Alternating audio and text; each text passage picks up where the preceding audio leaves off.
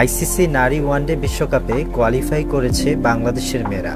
West Indies শেষ ম্যাচে ৬ উইকেটে থাইল্যান্ডকে হারালেও নেট রান রেটে বাংলাদেশকে টপকে যেতে পারেনি। ফলে বাংলাদেশ নিশ্চিত করেছে বিশ্বকাপ। টুর্নামেন্টের শেষ দিনটা ছিল রোমাঞ্চ ঠাসা। পাকিস্তানের কাছে ৭ উইকেটে হেরে ওয়েস্ট ইন্ডিজ এবং থাইল্যান্ডের ম্যাচে তাকিয়েছিল বাংলাদেশ।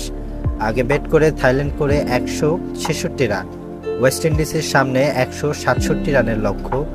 এই রান ১০.১ ওভারে ছুঁতে পারলে বাংলাদেশকে টপকে বিশ্বকাপে চলে যেতে পারত ওয়েস্ট ইন্ডিজ। শুরুটাও দারুণভাবে করেছিল ক্যারিবিয়ান মেয়েরা, তবে শেষ দিকে বহু চেষ্টার পরেও মেলানো যায়নি সমীকরণ।